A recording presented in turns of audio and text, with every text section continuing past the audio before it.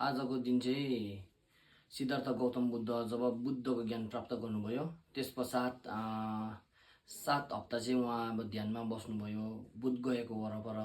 त्यसपछि उहाँले धर्मदेशना गर्नुभएको दिन अथवा टिचिङ गर्नुभएको दिन चाहिँ आज हो, जसलाई चाहिँ भोट भाषामा चाहिँ छोगोर दुसेन भनेर भन्ने गर्दछ र हामीले आजको दिनलाई चाहिँ छोगोर दुसेन भनेर मान्ने गर्दछौँ।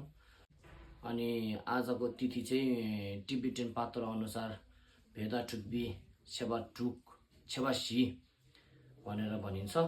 मतलब अब छैटौँ महिनाको 4 तारिक 4 तारिक चाहिँ छोगोर दुसेन भनेर मान्ने गर्दछ।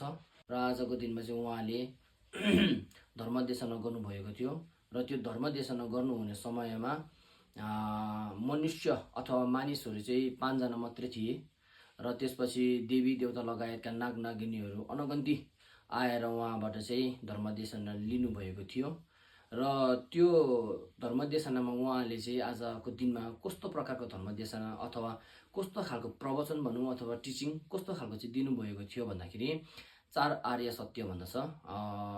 फाक्पी थेमासी भोट भाषामा चाहिँ यसरी भनिन्छ।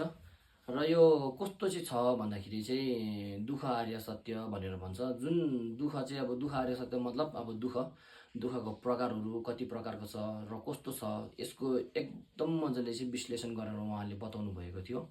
र त्यसपछि यो दुःख कहाँबाट चाहिँ उत्पत्ति हुन्छ, यसको कारण चाहिँ के चाहिँ रहेछ भनेर उहाँले जब खोजिसकेपछि उहाँले यसको मूल कारण थाहा पाउनुभयो। त्यो मूल कारणको विषयमा पनि उहाँले एकदम मजाले विश्लेषण गरेर उहाँको शिष्यहरू सबैलाई चाहिँ उहाँले बताउनु भएको थियो।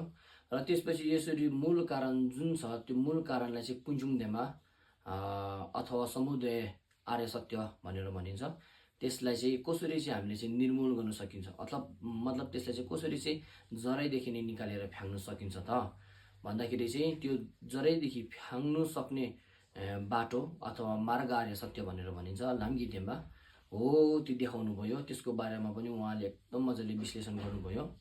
र त्यसपछि यो जुन आइडिया अथवा बाटो देखाउनु भयो त्यो बाटो देखाइसकेपछि चाहिँ अन्तिममा पुग्ने ठाउँ चाहिँ के हो त भन्दाखेरि चाहिँ बुद्धको भूमि अथवा बुद्धको ज्ञान भनौँ। बुद्धको ज्ञान प्राप्त गरिसकेपछि चाहिँ सबै कुराहरू चाहिँ हामीले जे जति पनि दुःख आउने जुन जति पनि कारण छ त्यो कारणहरू चाहिँ मजाले निरोध गर्ने अथवा त्यसलाई चाहिँ टक्क काटेर चाहिँ राख्न सक्ने क्षमता चाहिँ हामीमा वृद्धि गराउँछ।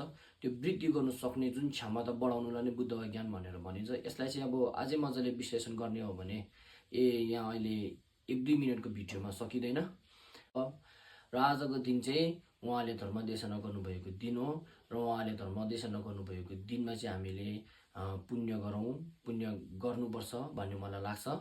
र यो उहाँले गर्नुभएको तिथि भन्दाखेरि पनि उहाँले जुन धर्मदेशना गर्नुभएको थियो त्यो धर्मदेशना चाहिँ हामीले दिनौँ दिन अथवा मिनटमा सम्झिन सक्यौँ भने हामी पनि एक दिन बुद्ध बन्ने छौँ भन्ने मलाई लागेको छ।